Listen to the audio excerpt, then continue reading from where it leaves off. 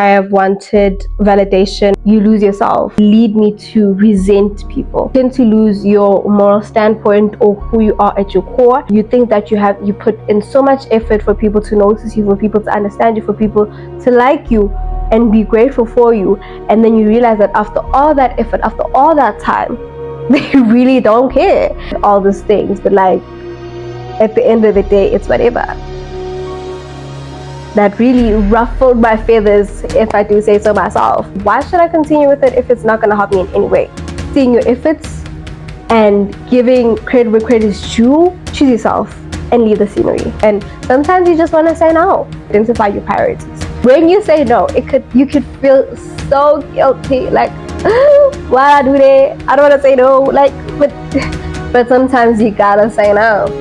You cannot come and try to be there for everyone, whereas you're not being there for yourself. Understand that putting yourself first is not selfish, distasteful, and so appalling to be around. And she was like, baby girl, stop being a dumbass. Surround yourself with people who support you. Hi guys, welcome back to my YouTube channel. It's your girl Riley, back with another one, and welcome to episode 2 of Uncomfortable Growth with Riley Masina, the princess of people pleasing. And today we'll be speaking about people pleasing and why it is something that is so detrimental to your self-development process, and it needs to go, it needs to dip.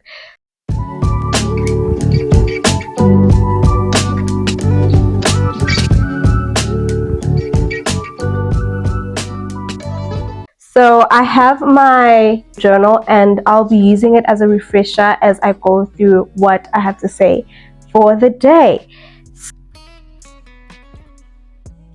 So now I think I've been, in my own terms, I think I've been a people pleaser for quite a long time, as I have wanted validation from not only my parents or siblings, but also from my teachers, from my friends. And somehow those things have translated so terribly because they have broken so many relationships because I was unable to communicate my feelings. I was unable to tell people how I was feeling when they did certain things, or tell them that I can't constantly be the one compromising. Therefore, it also ruined my self-esteem. So honestly, people pleasing, it needs to leave the scenery. It was never invited to the party, and now it needs to be executed. It needs to be, it needs to find a way to the exit door. So let's just get into it. God never said you must please people, you must please him above all else. Because if you're trying to seek validation from people, then you lose yourself. Then you live in a way of the world and not according to what the word says.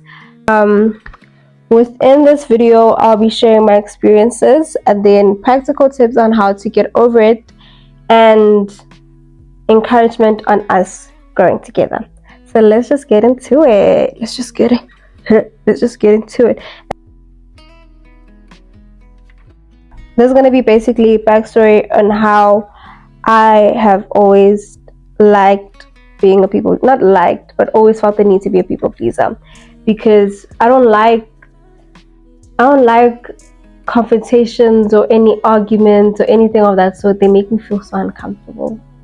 Like, so uncomfortable. So the point where if someone does me wrong, it's just be like, you know what, it's okay, I'll just keep quiet and leave the scenery.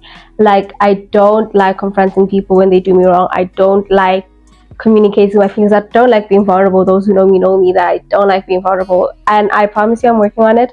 But being a people pleaser also meant I was always in the good books with people, especially when it came to my educators or my superiors. I was like, I'm always going to show up for you guys. I'm always going to be the best that I could be, have my smile on all that type of stuff. I'm usually like, I'm just a bubbly person. But then in some instances, I used it to bend myself backwards for people around me. And it did not go well. It didn't make me feel good. I think also some of my friendships ended because of my inability to communicate and to stop putting them first instead of putting myself first, because I was an empty cup, feeling emptiness, just trying to suck all that I have left into whoever is near me or around me. And obviously that would leave me so drained, and at some point would lead me to resent people. So that was just also not good, right?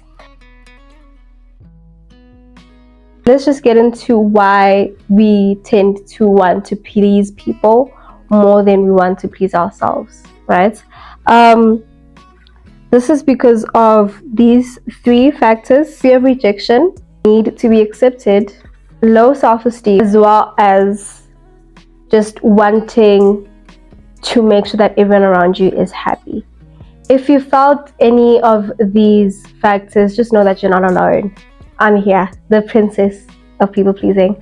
And when I tell you, I think from the time we moved here, I've always wanted to be accepted, because as a new kid, like, you want to be a part of the gang, you want to be a part of the you want to have friends, you want to be accepted, you want to be in the circle. And I think I did a little bit too much of that. I think I've been doing that, and I'm only realizing it now as I'm trying to grow and get out of this state of mind that I've been in, that I've wanted to please everyone. I don't even know how many friend groups I had, but there were a lot from grade 6.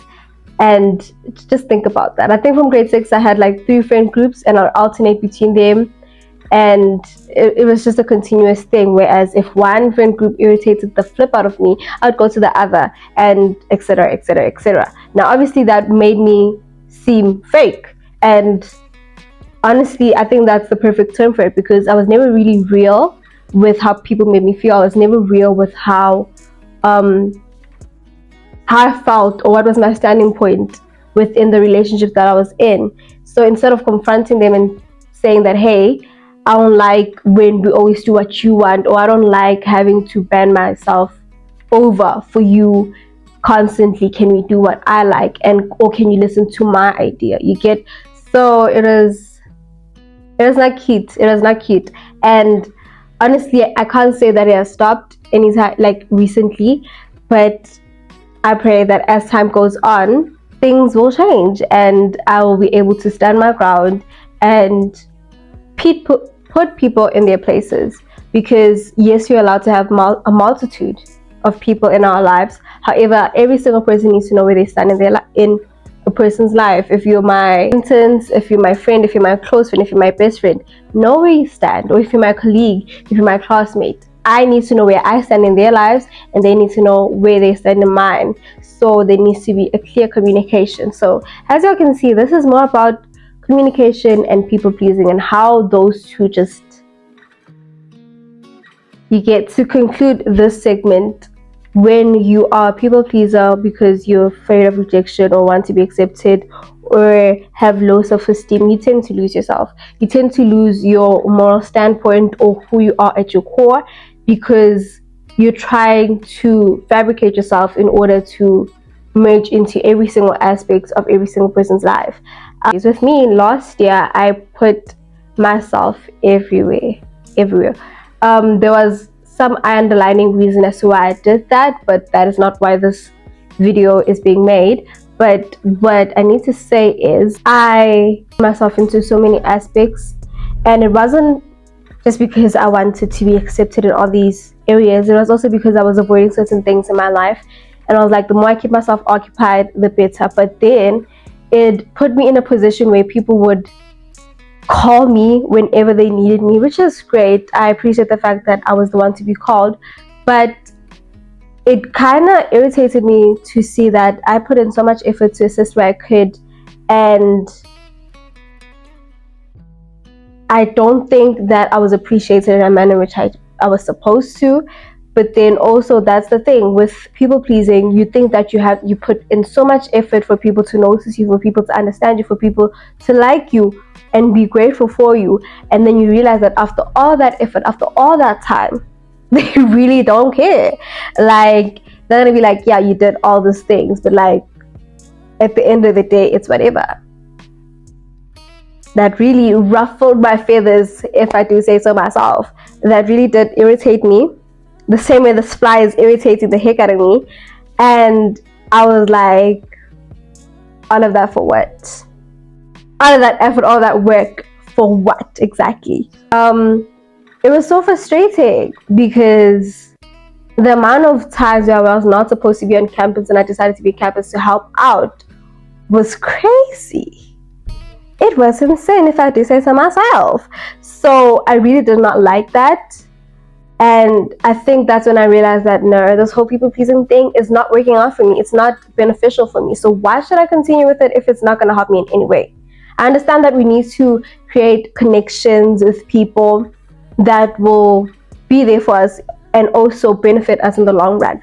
But then if you can see that this person is clearly not seeing your efforts and giving credit where credit is due and appreciating you, baby, choose yourself and leave the scenery. Okay? Yeah. Let's get into how to fix this little dilemma that we have called people pleasing. I think the first thing that we need to do is go back to your roots. Understand who you are at your foundation. Declare what does not align with you and what does align with you.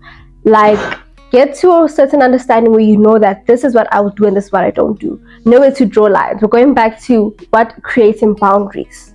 Right? Use these polite terms when you want to say no. Because I know saying no in itself saying no in itself is so difficult. It is so hard to just be like, nah. Because also sometimes when you say no, people expect you to be like, oh no, I'm joking. There you go. And sometimes you just want to say no and leave it there. So use these polite terms such as, I cannot commit to this right now. I will not be able to come to this event, but thank you for keeping me in mind. Thank you for inviting me, but I will not be able to attend. Or thank you for thinking of me, but I cannot do that right now. Or I'll pause. Or no, thank you, I'm fine. Or this does not align with me. Or this is not something that I indulge in or partake in. Please think of someone else because that is just not me. So there's that. And it's hard for people to say a no, but then also you're also building them up. So the second tip is to identify, like I said, foundation. Within your foundation, identify your priorities. Identify, like, make a list of things that really matter to you, that just things that you're non-negotiables, basically, that if a person was to ask you to do this, you would definitely say no because it literally contradicts your whole entire being, right? In addition, that will help you to focus, to know exactly where to focus your energy, to know that this is where I put my eggs, in this basket, this basket, this basket. This basket does not look pretty enough to have my eggs in it, therefore we'll put it in that basket. You get what I'm saying? Because you need to ensure that your eggs are in a very protective basket. If you get the analogy, thank you. If you don't, just comment down in the section below and then I'll try to assist you. Okay. Yeah. So let's just get into the next tip. Trust me, believe me when I say I know that when you say no, you could feel so guilty, like, why I do that? I don't want to say no, like, but sometimes you gotta say no. And I know, like, guilt is not nice, guys. It's really not pretty. It's not pretty. But you need to understand that setting boundaries is not selfish. Choosing you is not selfish. Being like, I come first is not selfish. Understanding that God created you to obviously be a vessel for everybody else, but then you cannot assist others whereas you're empty. Like, you cannot come and try to be there for everyone whereas you're not being there for yourself. You're not here to please people. You're here, if you think that you're here to be a vessel of assistance, you're here to help them. Like, helping people sometimes just means putting them in their place. Putting them in their place and telling them, hey, no. This is where I draw the line. And I think we need to understand that.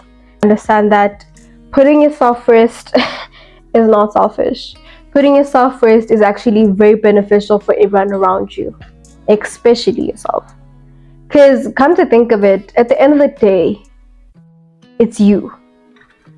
At the end of the day, it's you have to report to. It's you who has to think about their own future. It's you, like, at the end of the day, you need to be selfish, not in a way that you need to be brutal and distasteful and so appalling to be around, but then respectfully choose yourself and don't let people walk all over you. I remember this one time, actually this year, I went to my campus, right? Because where I gym is close to my campus. Actually, I was gonna go to my gym. The main thing was for me to go to my gym, but then I had to take something from campus. And with that being said, I went to go take what I needed to take, and I also checked up on a few people. And they were like something along the lines of, "Why are you really here?" I'm like, "Oh, I'm here to go to the gym, and I just wanted to check up on you guys and whatever." And then one of the people asked, "Were you here to check up on us first, and then you're going to the gym, or were you coming to the gym and then it was just convenient for you to just check up on us?" I was like, "Yeah, actually, I was here to to go to the gym first, and then I just decided, why not just pop in?" And this was the student wellness manager, right, in our campus. And she was so happy because I remember last year something occurred that did not treat me well, and she was like, "Baby girl, stop being a doormat." And I'm like, "Oh." And I finally stopped being a doormat. Like, I'm working on it. And she was like, "Yes, as you should. You must come here and you must fill your cup first before you try to fill everybody else's cup." Don't hesitate to set your boundaries. Don't hesitate to say no. Don't hesitate to be you confidently and boldly. So, all right. Communicate your boundaries respectfully, and with things of, "I need time for myself. I really don't want to go there. I'll be able to help you." Like, be clear and straight to the point. Surround yourself with people who support you and understand.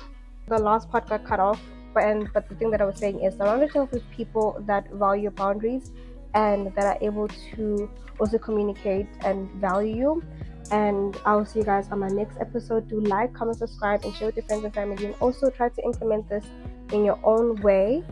But also remember that your growth journey is personalized to you. And take everything with a grain of salt and create your own growth journey. Up until the next one. Bye.